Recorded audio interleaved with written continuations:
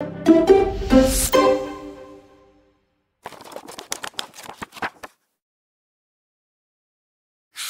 Move towards the other one. अब next वाले part की तरफ हम बढ़ते हैं। नेक्स्ट वाले पार्ट के अंदर देखो, बात हमारे पास यहाँ पे ये है। नेक्स्ट वाले पार्ट की अगर मैं बात करूं तो नेक्स्ट वाले पार्ट के अंदर again we have the same scenario, और एग्जैक्टली वही हमारे पास सेम सारा काम हुआ हुआ है, कोई भी हमारे पास डिफरेंट चीजें नहीं है। तो एग्जैक्टली हमारे पास ये इसी सेम वे के अंदर होगा। तो जरा इस वाले पार्ट को जरा देखो कि ये वाला पार्ट हमारे पास किस तरह से होगा। देखो again you have to do the same working, right, but एक चीज यहाँ पे थोड़ी सी वो हो रही है। मैंने ये वाली एग्जांपल भी कराई थी कि 2x² you have -x, you have +6। So if I am going to take 2 as a common, तो अगर मैं 2 को कॉमन निकाला तो 1 में से यहाँ पे कॉमन नहीं आ सकता। तो जब भी आप जानबूझ के कॉमन निकालोगे, सो 2 आपके पास चला जाएगा डिवाइड में, इस तरह से हो जाएगा। यानी कि 1 के डिनोमिनेटर के अंदर आपके पास यहाँ पे 2 लिखा हुआ आएगा।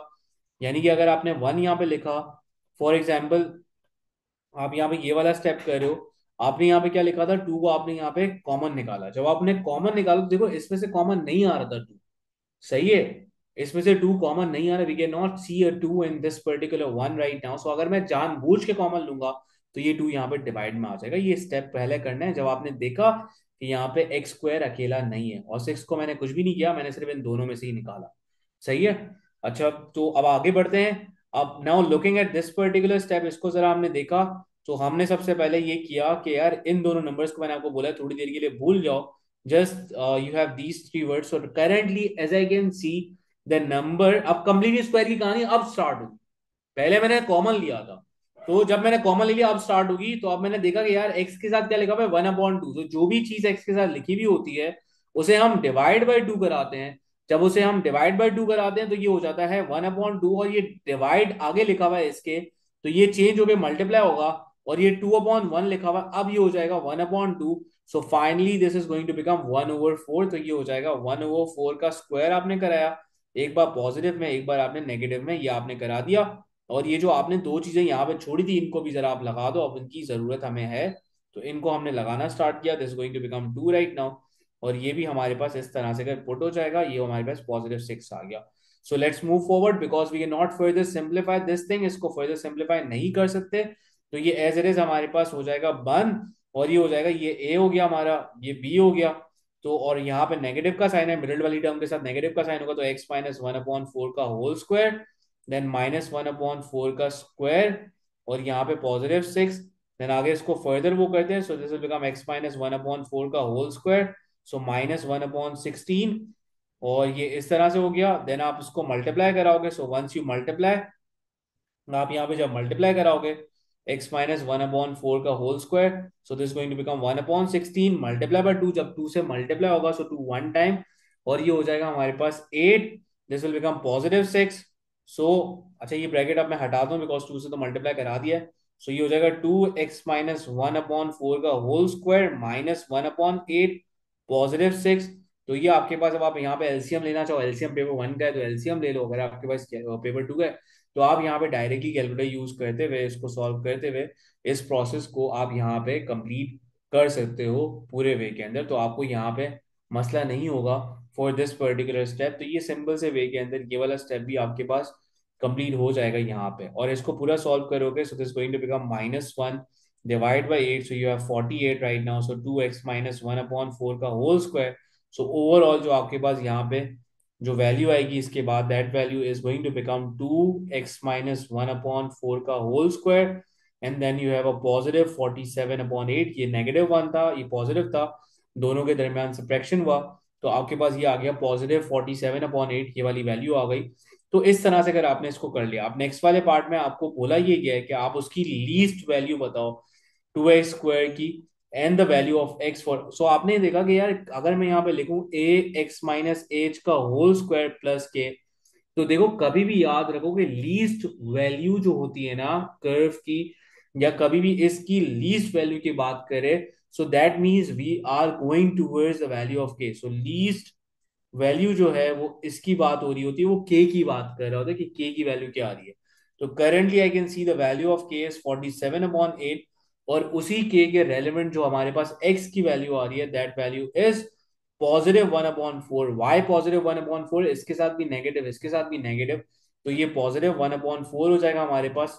तो ये हमारे पास वैल्यू आ गई। तो अब जरा मैं यहाँ पे बात लिखूंगा कि 47/8 is minimum value when x is equals to 1/4। So this is going to be my final answer। ये मेरा हमारे पास फाइनल आंसर होगा फॉर दिस पर्टिकुलर पार्ट। तो ये हमारे पास यहाँ पे ये वाला सवाल भी कंप्लीट हो गया। So let's move forward towards the other one. So now we have October November 2015 का ये वाला सवाल है। इसे जरा हम कंप्लीट करते हैं। अब देखो इस वाले पार्ट के अंदर, सबसे पहले वाले पार्ट के अंदर देखो एक्स स्क्वायर खुद ही अकेला है, एक्स स्क्वायर के साथ वन ही लिखा हुआ है, there is no any other extra number. Two लिखा हुआ था पहले, थ्री लिखा हुआ था, कोई भी नंबर नहीं। तो इसका मतलब है कॉमन वाला पार्ट आपको नहीं करना, बहुत आसानी हो गई। अब कभी कभार ऐसा होता है कि वी अटेम्प्ट डिफिकल्ट पार्ट, तो जिसकी वजह से हमें मसला होता है जज करने में। तो देखो ये वाला पार्ट हो चुका है। So you directly start with the completing square वाला स्टेप।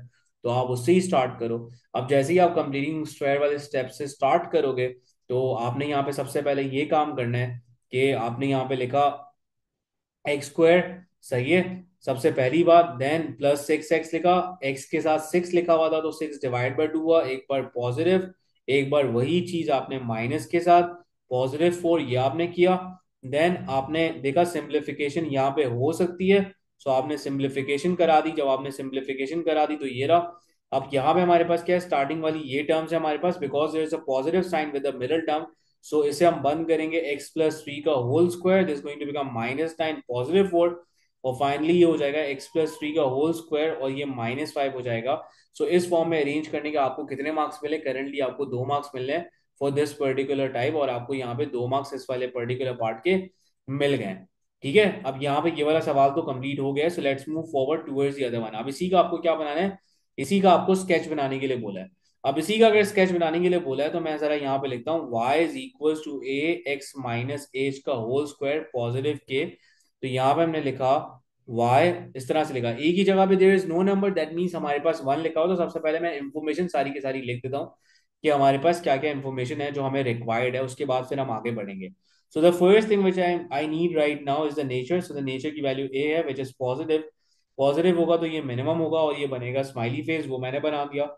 सेकंड वाले पार्ट के अंदर हमारे पास x equals to H is line of symmetry. H की वैल्यू हमारे पास देखो, एच के साथ नेगेटिव का साइन है, ऊपर 3 पॉजिटिव लिखा हुआ है, तो ये हो जाएगा -3। सो ये हो जाएगा x equals to -3, this is going to become my line of symmetry.